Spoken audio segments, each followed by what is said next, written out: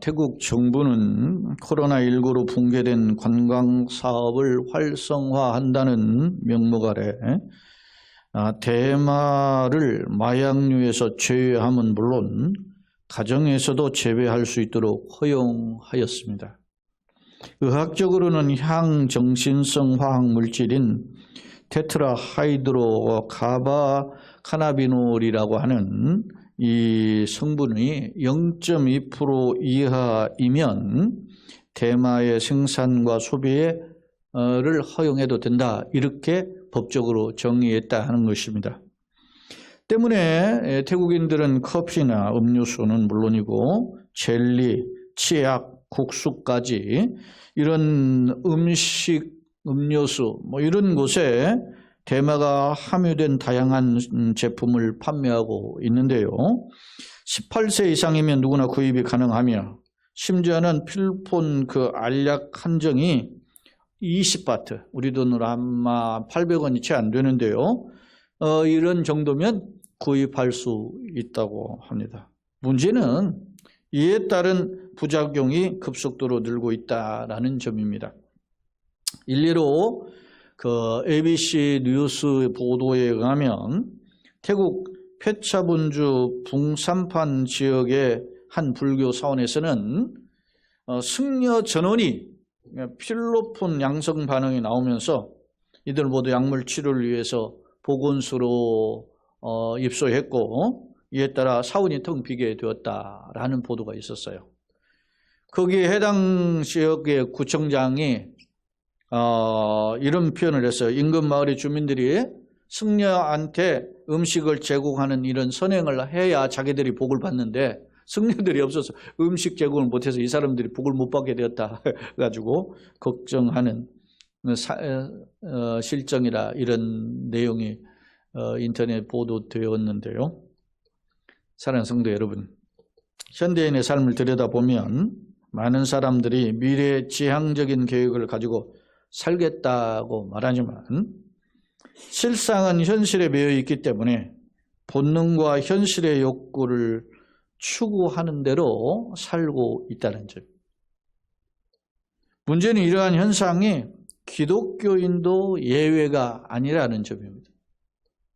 예를 들면 디모데전서 6장 10절에 바울 사도가 목회자인 디모데에게 돈을 사랑하는 것은 일만하게 뿌리가 된다. 모든 것이 탐심과 욕심에서 비롯된다라고 엄중 경고했는데요. 그러나 많은 사람들이 이 돈 때문에 넘어지는 것이 왕왕했습니다.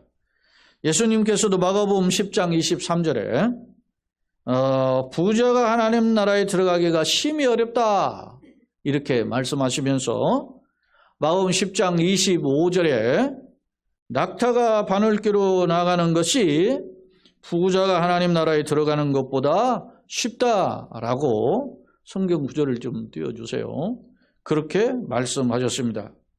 이 말씀은 예수님께서 돈 자체를 잘못됐다, 더럽다 이렇게 이야기하는 것이 아니라 욕심이 가져올 폐악을 경고한 것이죠. 화를 경고한 말씀임을 알 수 있습니다.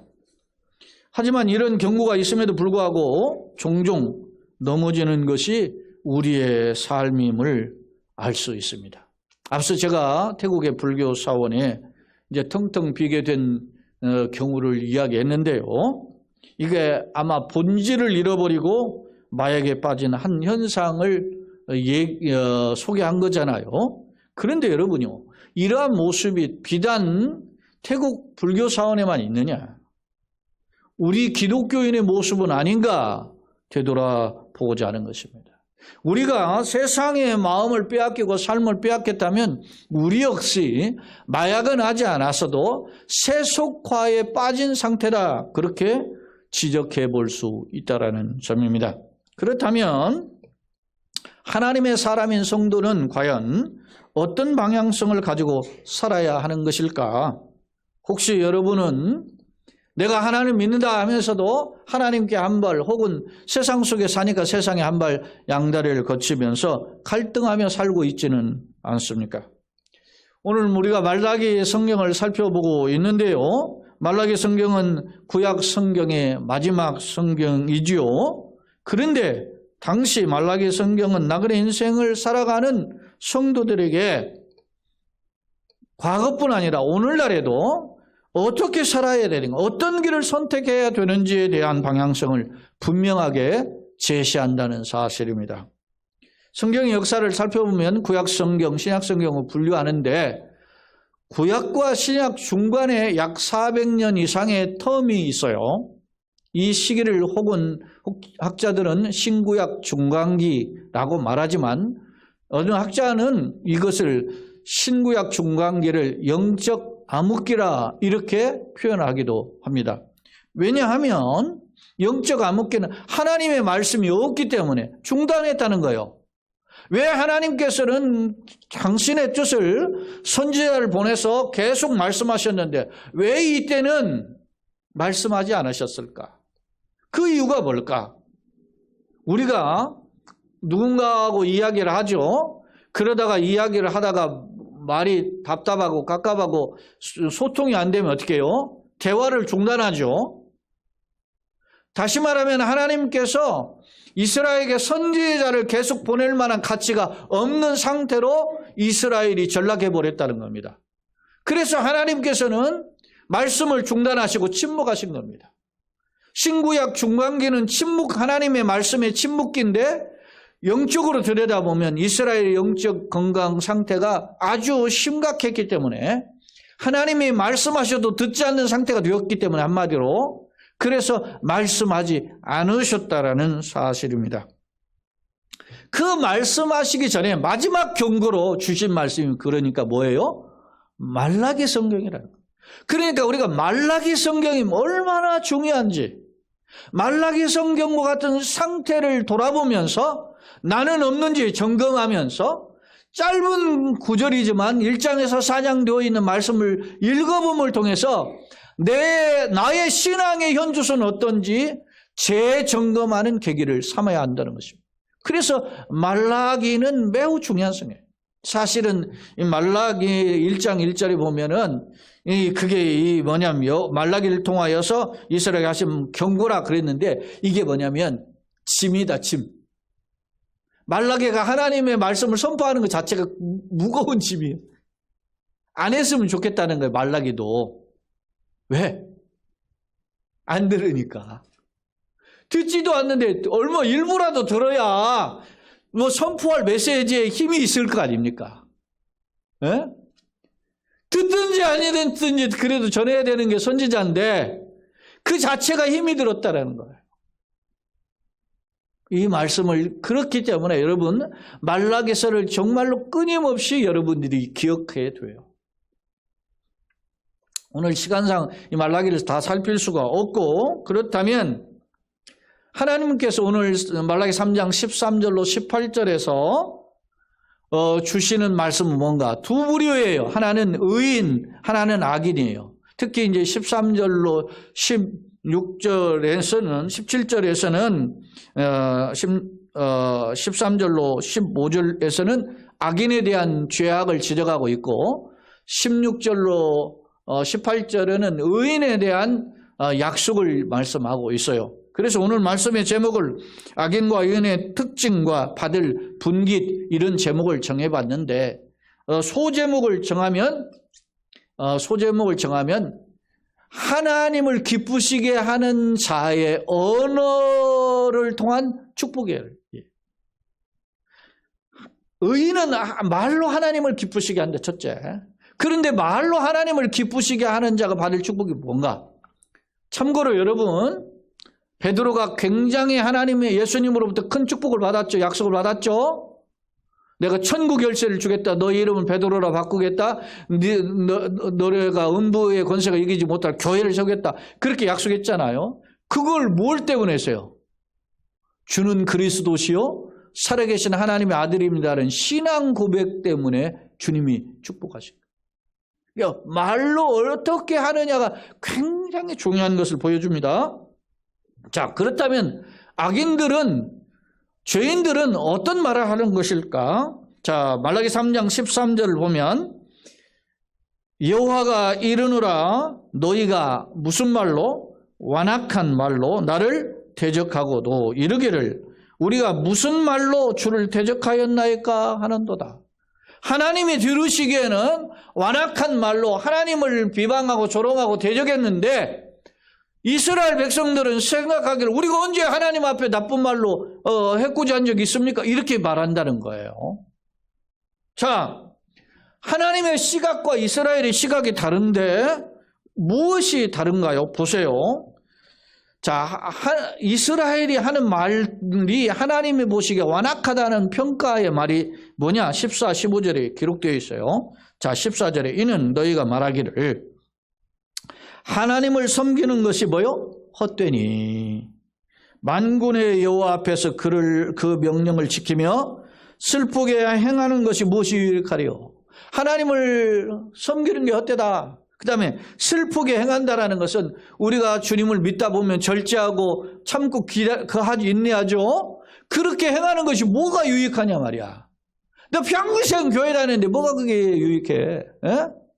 너 그렇게 다니면서 예수 잘 믿는데도 말이지 고생받지 않은데 뭐 그렇게 계속하냐 말이야. 에? 이렇게 때로는 내 형제가 때로는 가족이 심지어는 부모님이 자녀가 그렇게 비난할 경우가 왕왕 있죠. 그런데 그렇고 듣고 보니 그렇네 이렇게 생각이 들 때도 있단 말입니다. 이런 것 자체가 완악한 말이에요. 계속 이어져 보세요. 지금 우리는 교만한 자가 뭐요? 복되다 하며 악을 행하는 자가 번성하며 하나님 시험하는 자가 화를 면한다. 오히려 예수 안 믿어도 잘만 살지 않냐? 이재용이 말이지 우리나라 최고 부자인데 말이지 예수 믿냐? 안 믿지 않냐? 뭐 저기 말이지 애플의 팀 쿡이 지금은 회장인데 그 전에 스티브 잡스가 말이지 하나님을 섬기지도 않았는데 죽었지 않습니까? 그거 뭐 잘만 살지 않냐? 세상에서 봐라. 다 못된 짓 잘하는 놈들이 말이지 돈 잘 벌고 잘만 살더라. 이런 말들을 흔히 하죠. 누가? 불신자가. 그런데 간혹 믿는 신자의 마음속에 신자의 언어 속에 이러한 하나님을 인정하지 않고 하나님이 기뻐하지 않는 말들을 툭툭 내뱉는 경우가 있다라는 것입니다. 보세요. 하나님을 섬기는 것이 복인데 하나님을 섬겨봐야 별 볼 일 없다. 하나님 섬기고 계명을 지키는 것이 아무 유익이 없다. 아무 소용이 없다. 이렇게 체념하며 불평하며 원망하는 표현을 한단 말입니다. 교회에 가는 사람이나 안 가는 사람은 똑같단 말이야. 에? 그렇게 비아냥거리는 말들이 우리는 주변에서 많이 들을 수 있죠. 야, 교회 가면 돈이 나오냐 밥이 나오냐 쌀을 주냐 말이야. 이렇게 비아냥거리는 말을 한단 말입니다. 그런데요, 여러분, 이러한 생각들이 세상 사람들이 하는 말이 아니에요. 누가 하는 거예요, 지금? 이스라엘 사람들이 하는데요. 특히 이스라엘의 종교 지도자인 제사장과 레위인들은 어떤 태도를 가지고 있었는가? 말라기 1장 6절을 7절을 보면 이런 표현이 있어요. 내 이름을 뭐하는? 멸시하는 제사장들아. 나 만군의 여호와가 너희에게 이르기를 아들은 그의 아버지를 종은 그 주인을 공경하나니 내가 아버지일진데 나를 공경함이 어디 있느냐. 제사장들에게 이야기하는 거예요. 자식은 부모를 공경하죠. 그런데 내가 만왕의 왕이고 만주의 주고 하나님 아버지잖아요. 근데 하나님 아버지를 공경함이 너희들이 가운데 어디 있느냐. 특히 하나님을 섬긴다고 제사장들이 성전에서 봉사하는 사람들 아닙니까? 그들이 어디 있느냐라고 말씀해요.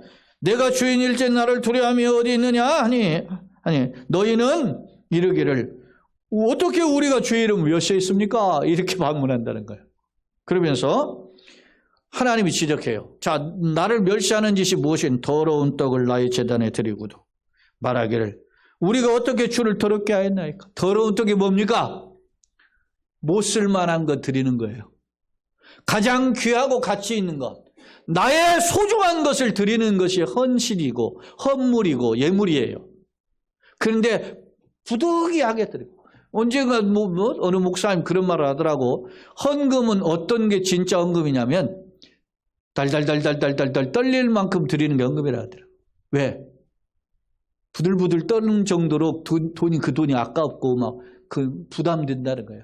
그 정도 드려야 진짜 헌금 아니냐 그런 말을 하더라고요. 역설적인 표현이에요. 우리가 여러분 남아서 헌금합니까? 그러나 나의 삶의 주인이 하나님이시고 나의 삶의 걸음이 하나님이시기 때문에 내가 헌신하는 거예요. 그런 걸 하나님이 어떻게 저놈이 힘든데도 하네. 저놈이 힘든데도 하나님 앞에 봉하는 기특하다 이렇게 생각하지 않겠습니까? 그걸 왜 하나님 모르시겠어요? 왜? 하나님의 생사하게. 그런데 이스라엘 제사장들이 어떻게 해요? 수많은 봉헌물이 들어오는데 아까운 거야. 그래서 더러운 것 말이지. 쓸모없는 거를 드리면서 우리가 어떻게 주를 더럽게 하였나이까 하는도다. 이는 너희가 여호와의 식탁은 경멸히 여길. 하나님을 완전 무시하는 거죠. 여러분 생각해 보십시오. 나는 막 비싼 밥그릇, 좋은 밥그릇, 아니면은 유명한 밥그릇에 사서 먹고, 예를 들어서 부모님하고 같이 이제 식탁에 있는데 거기에 식탁은 막 씻지도 않는 그릇, 허름한 그릇, 이빨 떡 깨진 사기 그릇 그거 해서 그 음식 담아서 드려보세요. 부모가 힘이 없으면 참 얼마나 비참하겠어요. 개밥그릇도 그렇게 안 줄 텐데. 그런데 하나님 앞에 그렇게 드렸다. 그래서 여러분이 잘 나가면 잘 나갈수록 돈을 벌면 벌수록 부모가 잘 나가건 어떻든 간에 어떻게 해요? 적은 것을 조금이라도 떼어서 감사로 드려야 되는 거야. 그게 그게 용돈이 아니라 감사의 표현인 거야. 용돈이 부모님께 용돈 드린다. 이따위 말 표현하지 말고 부모님께 감사의 마음을 드린다. 이래야 되는 거죠. 개념이 바뀌어야 되는 우리 그리스도인들은 하나님 앞에 내가 부득이 드리는 것이 아니라 나의 감사를 담아서 예물을 드리는 거죠. 그런데 당시 누구? 가장 종교 지도자, 하나님 앞에 봉헌해야 될 지도자가 이렇게 표현했다는 거예요. 그러니 제사장이 그런데 말할 것도 없죠. 국민들, 백성들은. 이는 하나님 앞에 외형적인 행위는 있지만 그러나 중심도 없고 경외함도 없고 세속주의적으로 드렸던 이스라엘 백성들의 폐역한 모습을 보여주고 있습니다. 때문에 하나님께서 그들의 언행을 책망하셨던 것입니다. 아까는 언어의 책망이었잖아요. 말로, 완악한 말로. 이제는 어떻게 해요? 행동으로 드리는 삶을 책망하셨습니다. 살다 보면 악인이 형통하는 일이 왕왕 있습니다. 의인이 고통당하는 일이 종종 보여집니다. 그렇게 되면 사람들이 헷갈리죠. 그러나 어떻게 해요? 미숙한 사람은 갈지차로 갈팡질팡하지만 그래도 중심을 가진 자는 저러면 안 돼. 저 따위로 살면 그래도 안 돼. 아무리 저게 잘 나가도 저런 거는 진짜 축복이 아니야. 이렇게 말해줘야 된다는 것입니다.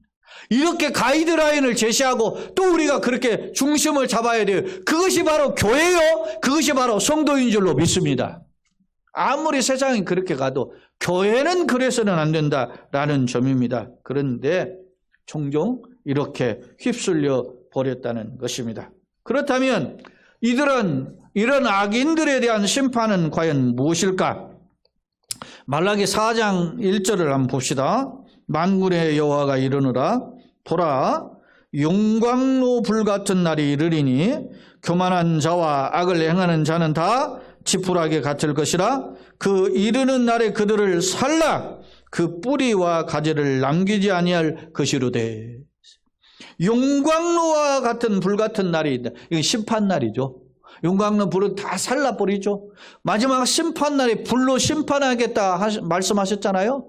그 불심판의 날에 하나님이 다 태워버리는데 이 불심판은 최후의 심판이고 무시무시한 날인데 악의견을 지푸라기처럼 살라버릴 것이다. 예? 자, 3절에 보면 4장 3절에 이렇게 있어요. 또 너희가 악인을 밟을 것이니 그들이 내가 정한 날에 심판날이죠. 너희 발바닥 밑에 재와 같으리라. 만군의 여호와의 말이니라. 하나님은 어떻게 해요? 악인이 형통한 것처럼 잘 되고 악인이 말이지 막 의인을 핍박하고 하는 것처럼 현실은 보이지만 그러나 마지막 심판날에는 악인은 의인의 발바닥 밑에 재와 같이 밟히게 될 것임을 경고하고 있습니다. 사랑하는 성도 여러분, 인류 역사상 가장 부귀영화를 누렸던 사람이 누굽니까? 솔로몬 왕입니다. 솔로몬 왕은 지금부터 3000년 전 사람이죠. 그런데 솔로몬 왕이 살았을 때 발굴한 유물 중에는 황금 비대가 있었다는 거죠. 그런데 그 황금 비대를 사용했던 솔로몬 왕이 1000명이 넘는 왕비를 거느렸던 왕이 자기가 노년에 죽기 전에 고백한 표현이 뭐예요? 해 아래에서 모든 것이 헛되고 헛되며 헛되고 헛된 것이 헛되니 모든 것이 다 헛되도다 그랬어요. 헛될 뿐이다 그랬어요. 살아있는 개가 죽은 사자보다 낫다 그러잖아요. 아무리 화려해도 영생을 얻지 못하면 아무것도 아닌 것이에요. 누가복음 16장에 부자와 나사로의 삶이 정반대죠. 그런데 죽어서 부자는 지옥에 불못에 고통당하고 나사로는 거지였지만 개가 자기 몸을 핥아도 저항하지 못하는 그런 연약한 자였지만 영광의 아브라함의 품에 안기게 되었죠. 우리에게는 정해진 심판의 날이 있음을 성경은 강력하게 경고하고 있습니다. 그렇다면 나는 과연 무엇을 쫓아 살고 있는가? 썩어질 것에만 몰두하고 있지는 않는가? 바라기는 썩어질 것이 아니라 하나님의 약속을 붙잡는 의인의 길, 하나님을 기쁘시게 하는 길을 걷는 저와 여러분 되시기를 예수님의 이름으로 축원합니다. 아멘. 자, 그렇다면 하나님을 향해 불평하고 완악한 말을 하고 그 권모술수를 쫓아갔던 악인과는 달리 하나님의 의를 좇은, 하나님의 뜻을 좇은 의인들은 어떠한 약속을 받게 되는가? 자, 말라기 3장 16, 17절을 보겠습니다. 그때 악인들이 불평하고 악한 짓을 하는 그 시기에 그러나 여호와를 경외하는 자들이 피차에 어떻게 해요? 말을 하는 거예요. 여호와께서 그것을 분명히 들으시고 여호와를 경외하는 자, 그 이름을 존중히 여기는 자를 위하여 여호와 앞에 있는 기념책에 기록하셨느니라. 할렐루야. 첫째, 따라서 합시다. 말로 하나님을 기쁘시게 하자. 여러분, 말로 하나님을 기쁘시게 하는 게 돈 안 드는 거잖아요. 오늘 본문에 보니까 말로 여호와를 경외한다 그랬어요. 말로 하나님의 이름을 존중히 여긴다. 그렇습니다. 우리가 그런 말을 할 때 여기에 어떤 약속이 있죠? 여호와 앞에 있는 기념책에 기록했다라고 기록하고 있습니다. 기념책이라고 하는 세페르 지키론이라고 하는 이 히브리어의 내용은 문자적으로 기억나게 하는 책이다. 그러니까 기억나게 한다. 우리가 지나간 일들은 잘 기억 안 나죠. 근데 우리의 삶의 기록들을 전부 다 기록해서 하나님 앞에 딱 기록해 놓은 책이 있단 말입니다. 이걸 하나님 앞에 기념책에 한 권인데 떠들어 보면 강기수의 이 언행이 다 기록되어 있어요. 사람은 속여도 속일 수 없는 거죠. 하나님 앞에 낱낱이 기록했어요. 그래서 그에 딸린 언어의 감사의 고백을 하는 자에게는 뭐요? 그 이름이 어디에 기록되는 거죠? 결국 생명책에 기록되는 거죠. 사랑하는 성도 여러분, 나는 말로 어떻게 살고 있는가? 바라기는 올 한 해 걸어온 길 남은 기간뿐 아니라 이제 걸어갈 길이 우리의 언어가 변화되는 감사의 말, 기쁨의 말, 긍정의 말, 하나님의 복음의 약속을 붙잡는 신앙 고백의 말로 변화되기를 예수님의 이름으로 축원합니다. 아멘. 자, 17절에 보세요. 하나님은 그들에게 어떤 약속을 하냐? 아까 기념책에 기록되게 하셨고 17절에 만군의 여호와가 이르노라 나는 내가 어떤 날에? 정한 날에 그들을 나의 특별한 소유로 삼을 것이다. 무슨 소유? 특별한 소유로 삼을 것이요. 또 사람이 자기를 섬기는 아들 아낀같이 내가 그들을 아끼리니. 할렐루야. 특별한 소유는 세굴라라고 하는 히브리는 감추어둔 보화. 여러분들이 도둑이 오잖아요. 이스라엘에는 고대근동에 도둑이 오니까 어디에 숨겨요? 땅을 파먹고 숨긴 거예요. 그래 감추인 보화가 예수님의 마태복음 13장의 비유장에 보면은 그 감추인 보화가 있잖아요. 잊어버린단 말이에요. 깜빡. 그러다가 누가 어떻게 밭을 사가지고 그러니까 땅을 받아보니까 보화가 나오는 그런 경우가 있다. 그런데 특별한 소유는 이 감추인 보화처럼 내가 소중히 여기는 비밀 금고에 넣어둔 존재와 같을 것이다. 그리고 내가 그들을 어떻게 해요? 아끼겠다 하는 약속하고 있음을 성경은 교훈하고 있습니다. 최고의 보화처럼 하나님이 애지중지하시겠다. 할렐루야.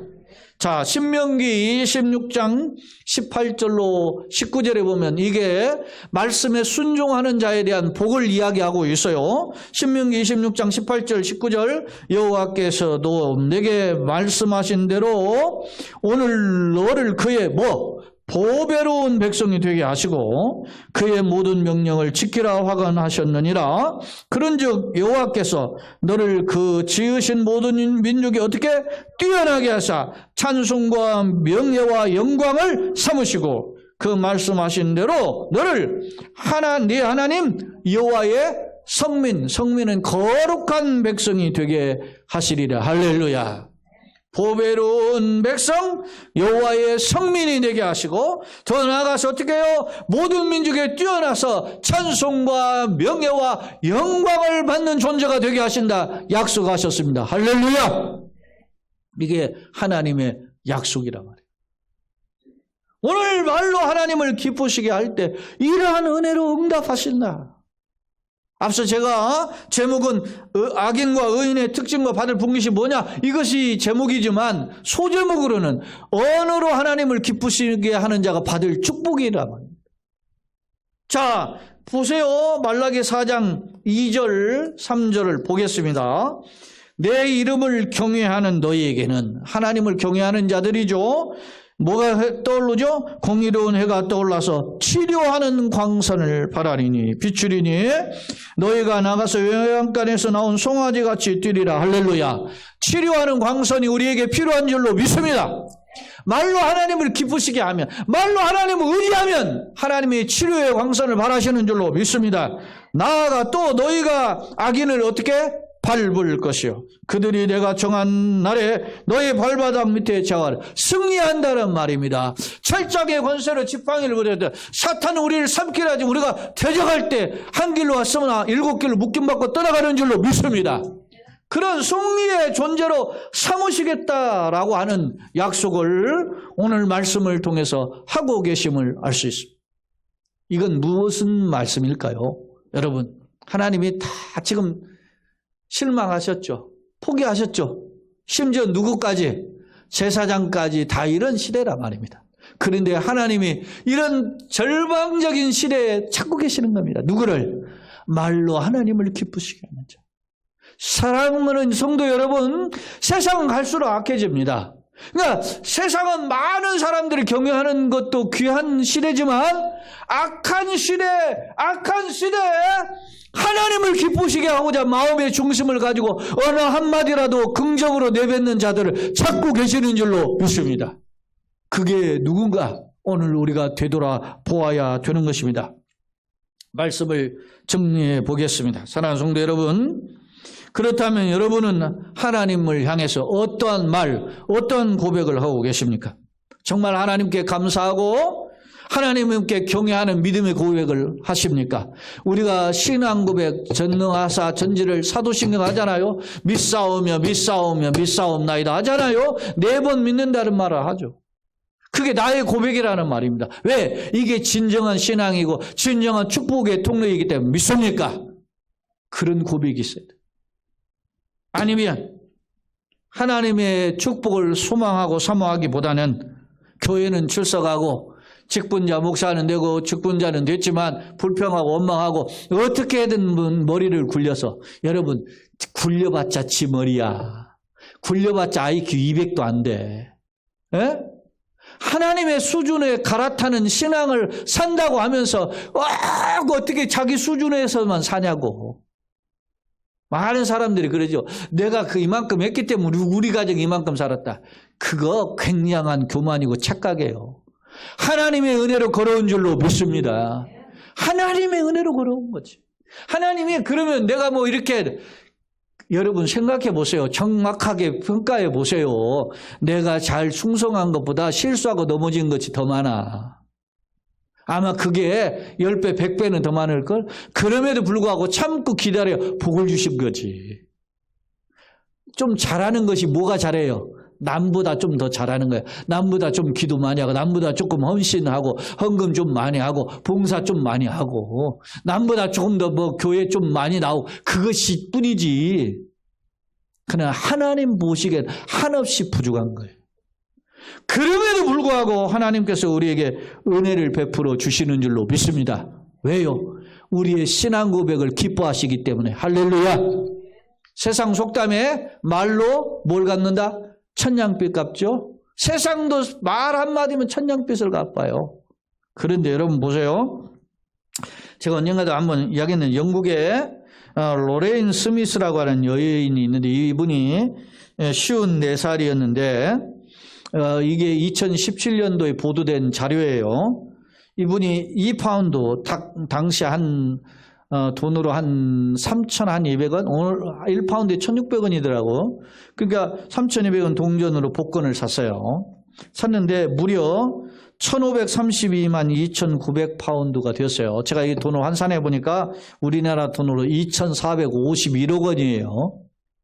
2,451억 원이 됐는데 이 돈을 절반을 딱 잘라서 폴라 바나클러라고 하는 자기보다 9살 어린 여인에게 주었어요. 친척도 아니고 가족도 아니에요. 이 여인은 그럼 누구냐? 17년 전에 만난 친구처럼 지내는 여인인데 자기가 6년 전에 남편을 잃고 식당 일을 하면서 함께 카페 일을 하는 이 여인에게 평상시에 평소 이야기를 했다는 거예요. 우리가 서로 조금 돈을 가지면 서로 도와주자. 그렇게 했는데 자기가 대박을 맞은 거잖아요. 그러면 조금만 도와줄 수도 있는데 절반을 반 뚝 달라서 줬다는 거예요. 누가? 로레인 스미스라고 하는 여인이. 여러분도 한 2,400억이면 충분히 그럴 수 있죠? 아멘은 안 하시네. 한 5천억 줘야 되나?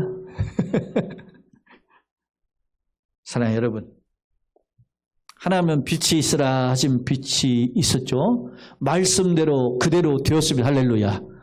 예수님은 마태복음 5장 18절에 천지가 없어지겠거니와 여호와의 율법은 1.1획도 없어지지 아니하고 다 이루리라. 할렐루야. 하나님의 말씀은 변함이 없는 줄로 믿습니다.